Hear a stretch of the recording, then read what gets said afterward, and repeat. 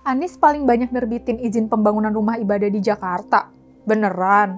Jadi dalam debat calon presiden semalam, Anies Baswedan ditanya nih soal keluhan kelompok minoritas agama yang dipersulit untuk membangun rumah ibadah. Calon presiden nomor urut 1 itu lalu ngeklaim apa yang udah dilakukannya selama jadi gubernur Jakarta terkait hal itu. Anies bilang selama menjabat dia banyak menuntaskan persoalan izin pendirian gereja yang macet selama puluhan tahun. Saat itu katanya ada banyak antrian perizinan pendirian tempat ibadah kelompok minoritas di Jakarta yang nggak kunjung selesai. Anies lantas ngeklaim dalam sejarah gubernur Jakarta, dia yang paling banyak memberikan izin rumah ibadah. Nah, 3 media massa online men-challenge klaim Anies itu. 3 media massa online itu adalah Berita 1, Viva, dan CNBC Indonesia. 3 kanal berita itu merujuk data Badan Pusat Statistik atau BPS Indonesia sebagai pembanding. Dikatakan ada penurunan jumlah gereja Protestan di Jakarta selama 2018 sampai 2022. Angkanya 2.724 unit pada 2018 jadi 1.293 pada 2022. Artinya kan gereja Protestan turun 1.449 unit selama rentang masa kepemimpinan Anies sebagai gubernur.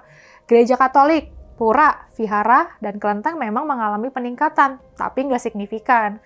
Gereja Katolik yang semula 45 unit pada 2018 jadi 47 unit di 2022. Pura dari 29 unit jadi 32 unit. Vihara dari 263 unit jadi 289 unit. Kelenteng dari 4 unit jadi 5 unit. Rumah ibadah yang melonjak tajam adalah masjid dan musola. Masjid dari 2.927 unit jadi 3.476 unit, meningkat 549 unit. Musola dari 2.775 unit jadi 3.550 unit, meningkat 775 unit. Direktur Eksekutif Setara Institut, Halili Hasan, menyaksikan klaim Anies itu. Dia menyebut sejumlah kasus penolakan pendirian gereja yang nggak selesai di masa kepemimpinan Anies. Misalnya, kasus penolakan atas rencana alih fungsi salah satu rumah di sana jadi gereja oleh Gereja Kristen Indonesia atau GKI Ampera, Jakarta Selatan pada 2019.